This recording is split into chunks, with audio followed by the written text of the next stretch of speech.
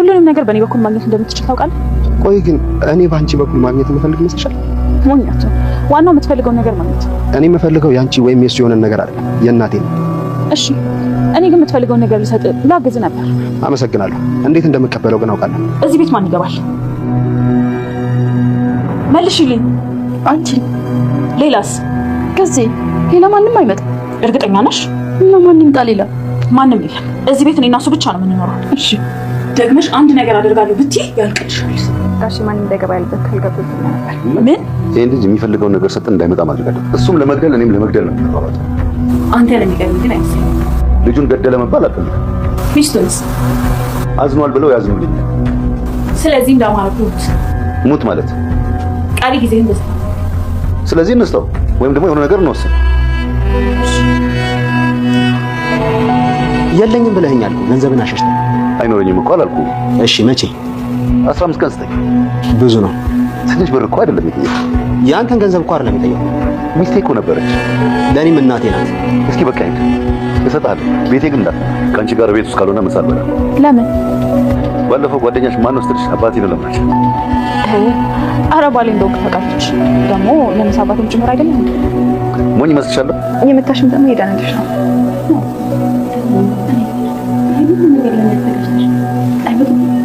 አይመጡም።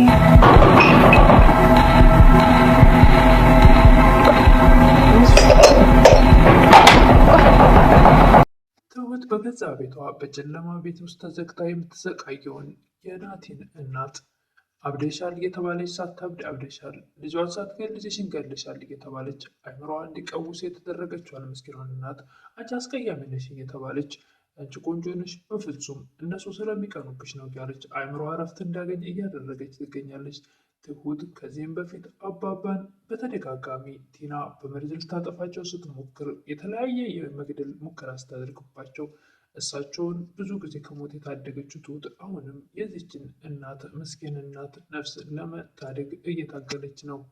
ምንም እንኳን የቀድሞ ባለቤታቸው ለምን ባለቤቴን ተናገርሽ እያሉ ከመደባደብ እሱን ማዳን ባትችልም ትሁት ነገር ግን ወጣ ሲሉ የምታጽናናቸውና ምንም እብደት እንደሌለባትና መልኳ ቆንጆ እንደሆነች እንደሚቀኑባት እየነገረች መልካም ቃላቶችን እየተናገረች የተበላሸውን አእምሯ ለማደስ በጣም ጥረት እያደረገች ትገኛለች። ሰዎቹ ከቤት ወጣ ሲሉ ወደ ሳሎን አውጥታትም ቡና አምላፍላለች፣ ምግብ ቤት ጠጪ እያለች አእምሮዋን እያደሰችላት፣ ነገር ግን በስተመጨረሻ ያንኳኳው ሰው ባይታወቅም ሳሎን አውጥታት ቡና እያፈላችላት አብልታ ጠጥታት እዛ ዘና እያሉ እያለ በር ተንኳኩቷል። እጅግ በጣምም ደንግጠዋል። የሚገቡበትም ግራ ተጋብተዋል። ማን ይሆን የመጣው? አቶ ገዙ ከሆኑ ሁለታቸውንም እንደሚያጠፏቸው ነው። እስቲ ቪዲዮውን እስከ መጨረሻው ነው። የመጣባቸው ማን ይሆን? ልጃቸው ከሆነ በጣም ጥሩ፣ አቶ ገዙ ከሆነ በጣም ከባድ ነው። ሰላም ጤና ይስጥልኝ ውድና የተከበራችሁ መላው ዓለም ያላችሁ ኢትዮጵያና ኤርትራውያን ናችሁ። እግዚአብሔር ይመስገን ደህና ነኝ። ትሁት ድራማ ክፍል 81ን አብረን እናያለን።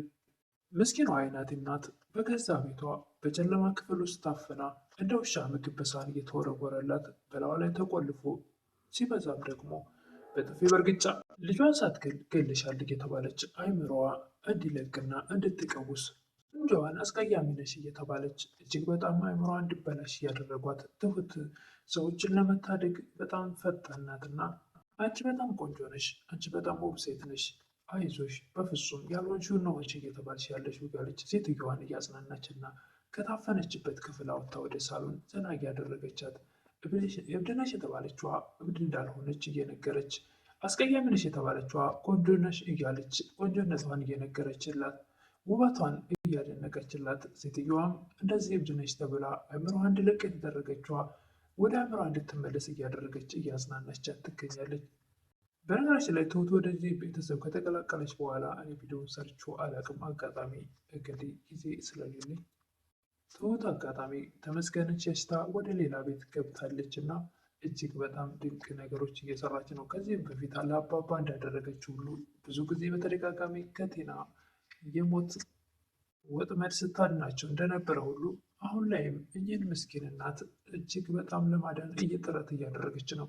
ተደብቀው ገብተው የሚማቷትን ምት ማዳን ባትችልም ነገር ግን ሲወጡ የምትናገራቸው ቃላቶች ሳታምጂ አብደሻል ተብለሽ አይዞሽ፣ አንቺ መልካም ሴት ነሽ፣ አንቺ ቆንጆ ነሽ እያለች የምታዝናናቸው ቃላቶች ራሱ ሴትዮዋን ከማበድ ያድናታል። ለዘመናት እዛ ታፍና የቆየችዋን ሞታለች ተብላ ሳትሞት ለልጁ ተደብቆ ልጁም አንቺ ገለሽዋል እየተባለች ሴትዮዋ አይምሯ እንዲለቅ ብትደረግም ነገር ግን ልጁም እናቱ የሞተች መስሎት የእናቴን ድርሻ ስጡኝ፣ እኔ ገንዘብ ፈልጌ ሳይሆን ግን ለእናቴ ማስታወሻ የሆነ አንድ ነገር በስሟ መስራት አለብኝ እያለ ይጠይቃል። አቶ ገዙም ለዚህ ወጣቷ ቤቲ እኩያቸው ላልሆነች ልጃቸው ወይም ደግሞ የልጅ ልጃቸው ለምትሆን ቤቲ ንብረቱን ሊያወርሱ ይጥራሉ። ቤቲም ከአቶ ገዙ የምትፈልገው ንብረታቸውን እንጂ እሳቸውን አይደለም። ነገር ግን ከልጃቸው ይልቅ ቤቲን አስበልጠው የእናቱን ንብረት ለቤቲ አሳልፈው ሊሰጡ ነው አቶ ገዙ። ቤቲም የምስኪኗን እናት ንብረት በስሜ ካላደረግክ እያለች ነበር። ነገር ግን እሳቸውም እምቢ አላሉም። እምቢ ቢሉም የሆነ ሰዓት ላይ የአሁን ላይ ግን ናቴ ሲመጣ አንቺ ያልሽውን ነገር ተስማምቻለሁ፣ በስምሽ ይሆናል ንብረቱ እያሉ ነበር። ምስኪኗ የናቲ እናትም ልጅሽን ገለሽዋል እያለች ቤቲ በምታስፈራራ ሰዓት በፍጹም ልጄን አልገደልኩም እያለች እንቅ አድርጋ ይዛት ቤቲን ልትገላት ስትሞክር በእርግጥም ስለተበሳጨች ነው ልጅሽን ገለሻል የሚለው ቃላት እሳቸው ይደርሳሉ። ቤቲን አውጥተው የምትፈልገውን ካደረጉ በኋላ ከመሞት ደግሞ ወይም አንቃት ከነበረው ከዳኗት በኋላ ወደ እሳቸው ወደ ታፈኑት ምስኪኗ እናት የቀድሞ ባለቤታቸው ተመልሰው እጅግ በጣም በሚያስፈራ ሁኔታ ደበደቧቸው። ነገር ግን እሳቸው ጸጥ ነበር ያሉት። ያን ሁሉ በእርግጫና በጥፊ ሲባሉ ምንም መልስ አልሰጡም ነበር። በስተመጨረሻም አቶ ገዙና ቤቲ ከቤት ሲወጡ ትሁት ወደ እሳቸው በመሄድ የጨካኝ ነው አይደል እንደዚህ ያደረገች ትላለች። ፊታቸውን ስታየው በጥፊ በእርግጫ የተባለችው ያስታውቅ ነበር እና ለምንድን ነው ቢያንስ ያልጮኽሽው? አታስደነግጪውም ነበር? ጮኸች ትል ነበር ትሁት። ልጮህ ነበር ግን አስቻለኝ፣ ዝም አልኩኝ ይላሉኝ ምስኪን እናት። ነገር ግን ሚስቱን ልገላት ነበርኩ፣ ፈጣሪ ነው ያተረፋት ትል ነበረ እንጂ ምስኪን እናት። ለሚስቱ ግን ሆነው አይደላችን እንደዚህ ያደረገች ወይኔ ትሁት ትል ነበር ትሁት። እማ ይህ ሁሉ በጨለማ ክፍል ታፈነሽ ሳታብጂ አበርሽ እየተባልሽ ልጅሽ እሳት ይገለሻል እየተባልሽ የምትበይው እና የምትሰቃዩ አንሶች ጭራሽ ደግሞ ዱላ ትላለች ትሁት። አንዳንዴ እኮ እመታለሁ ትላለች ምስኪኗ የናቲ እናት። አይነት ጨካኞች ናቸው እነሱ፣ ከሰው አልተፈጠሩም እንዴት ትል ነበር ትሁት። አናድጃቸዋለሁ ለዛ ነው ትላለች ምስኪኗ እናት። ትሁትም መመታት እንደሚገባሽ አእምሮሽን አሳምነውታል አይደል እንደሱ ብለሽ እንዳታስብ እያለች ታጽናናት ነበር። ትሁትም እሺ ካልሽኝ ወደ ሳሎን ትመጭና ከኔ ጋር ምሳ እሰራልሻለሁ፣ ቡናማ አፈላልሻለሁ ትላት ነበር። በፍጹም ወደዛ አልሄድም ይገሉኛል ትል ነበር ምስኪኗ እናት። በፍጹም አልወጣም እያለች ስትል የሉም ትላለች ትሁት። ኧረ አሉ ትላለች ሴትዮዋ። የሉም እሱ ስራ ሄዷል፣ እሷም ከጓደኞቿ ጋር ዘና ልትል ሄዳለች። ቢኖሩ ኑሮ እኮ እኔም እፈራለሁ ትል ነበር ትሁት። ቤቲ ወደዛች ምስኪን እናት ወዳሉበት ወደ ተዘጋ ክፍል ገብታ እኔን ስለነካሽ የደረሰብሽን አየሽ አይደል ትላቸው ነበረ። ተናድጄ ነው ይቅርታ ትላለች ምስኪኗ እናት። እውነቱን የነገርኩሽ ትላለች ቤቲ። እውነቱ እኔ ልጄን አለመግደሌ ነው ትላለች ምስኪኗ የናቲ እናት። ቤቲም ትሁት ከመጣች በኋላ እኚህ ሴትዮ አእምሯ እያወቀችና የተሻለ ቃላቶች እየተናገረች ስለሆነ መጀመሪያ እንደ እብድ ስለሆነ እያመኗት የነበረው በቃ አብዳለች ብሎ ስለነበረ ማነው እዚህ ክፍል የሚገባው በማለት ጥያቄ ታቀርባለች። ማን ሊመጣ ይችላል? አንቺ ነሽ ትላት ነበር። ሌላ ትላለች። ከዚህ ነው ሌላ ማን ሊመጣ ይችላል ትል ነበር። በጣም ጥሩ በዚህ ቤት ያለ ነው እኔና ከዚህ ብቻ ነን፣ ሌላ ማንም የለም ትላት ነበር። በኋላ አንድ ነገር አደርጋለሁ ብትይ ያልቅልሻል፣ የመጨረሻ ሲሆናል እያለች ትዝትባት ነበር ቤቲ ብላት ተነግራት ጥላት ስትወጣ እጅ ውሸታም ትውታለች አይደል እንዴ ተዋሸኛለች ትል ነበረ የናቲ እናት። አቶ ገዙም የልጅ ልጃቸው ለምትሆን ቤቲ ባለቤቴ ናት ብለው የሚያስቧት እሷ ደግሞ ንብረታቸውን ብቻ የምትፈልገዋ ቤቲ ናቲ ላልሞተ ሰው ማስታወሻ ለእናቴ ማስታወሻ ያሰራለሁ ይላል ይል ነበር። መሞቱ አይቀር ትል ነበር ቤቲ። ማንኛውም እየገባሽ አታበሳጫት ይላት ነበረ አቶ ገዙ። እንዴ የቀድሞ ሚስትን ለእሷ እያገዝክ ነው እንዴት ትል ነበረ። እንደዛ ማለት ሳይሆን አንዳንድ ነገር ጣል እያደረጉ አይምሮ እንድስት ማድረግ ነው እንጂ በጣም የሚያበሳጭ ነገር መናገር አስፈላጊ አይደለም ይል ነበር አቶ ገዙ። ቤቲ ለትሁት ናቲ ዛሬ አይመጣም እንዴት ትል ነበር። አይ እዛ እናንተ አይከፈትም ማንም እንዳይገባበት ያለው ቤት ጋሺ እዛ ገብቶ ሊተኛ ፈልጎ ነበር ትላለች ትሁት። እሱም በጣም ይደነግጣሉ። ይህን ልጅ የሚፈልገውን ሰጥተን ሁለተኛ እዚህ እንዳይመጣ ማድረግ አለብን ይል ነበር አቶ ገዙ።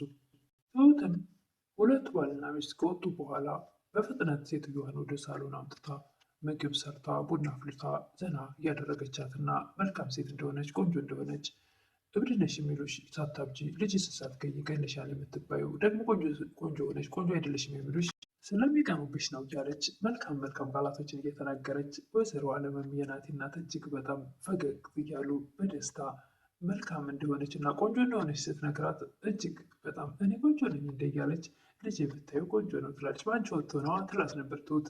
በመጨረሻም በር ተንኳኩቶባቸዋል። የመጣው ማን ይሆን? ልጃቸው ናቲ ቢሆን እጅግ በጣም ደስ ይላል። እሱም ሞታለች የተባለችውን እናቱን ያገኛል። እሳቸውም ገለሿል የተባለችውን ልጅ ልታገኝ ነው። እንግዲህ ናቲ ቢሆን እጅግ በጣም ደስ ይላል። በር ያንኳኳው ሰው ነገር ግን ማን እንደሆነ እርግጠኛ አይደለንም ማለት ነው። እሱን በቀጣይ የምናየው ይሆናል።